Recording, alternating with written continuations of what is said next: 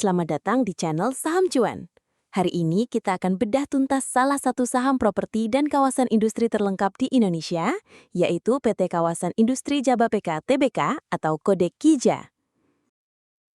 Sebelum kita mulai, perlu saya ingatkan bahwa video ini murni untuk edukasi, bukan rekomendasi investasi. Semua keputusan investasi ada di tangan kalian sendiri. Siapa itu KIJA? PT KIJA adalah pionir pengembang kawasan industri di Indonesia sejak 1990. Kawasan Cikarang itu salah satu proyek legendaris mereka. Sekarang, bisnisnya sudah meluas ke berbagai sektor, kawasan industri dan perumahan, pembangkit listrik, pariwisata, logistik dan pelabuhan darat, real estate, hotel, dan bahkan pengolahan air limbah.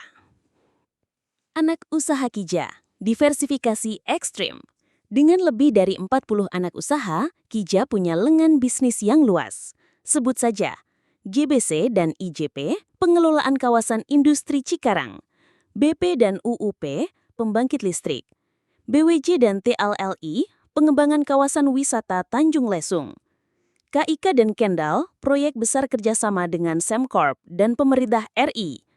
Diversifikasi ini membuat sumber pendapatan KIJA sangat luas dan relatif tahan terhadap krisis sektor tertentu. Kinerja keuangan, apakah masih kuat? Meski revenue turun 15%, laba bersih justru naik 52%. Artinya, manajemen KIJA berhasil memangkas biaya atau mengoptimalkan kontribusi unit-unit yang lebih efisien, seperti pembangkit listrik dan layanan kawasan. Dengan margin laba bersih 18,63%, KIJA bisa dibilang lebih efisien dibanding banyak emiten properti lain yang bahkan masih rugi. Posisi keuangan dan arus kas. KIJA punya total aset Rp14,4 triliun, kas Rp2,9 triliun, hutang hanya Rp4,4 triliun, FCF Rp1,57 triliun. Kuat banget. Dengan current ratio 6,48 dan Altman Z-score 6,54, ini perusahaan yang super sehat. Rasio-rasio ini menunjukkan kemampuan bayar jangka pendek maupun jangka panjang yang sangat aman.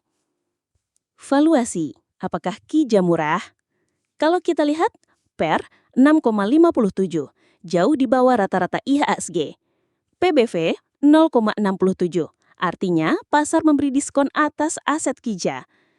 EV/EBITDA 4,0, sangat murah.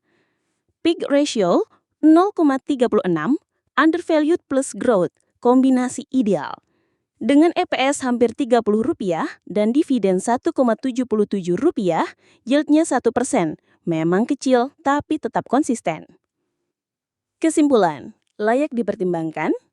Dari sisi fundamental, diversifikasi usaha, manajemen efisien, posisi kas kuat, valuasi sangat murah, risiko utang rendah, profitabilitas baik.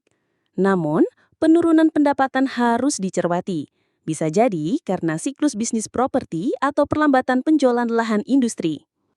Itulah analisa mendalam saham KIJA berdasarkan kinerja Q2 2025.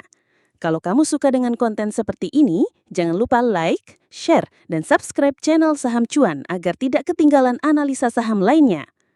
Dan ingat, semua keputusan investasi tetap ada di tangan kalian. Sampai jumpa di video berikutnya. Semoga cuan!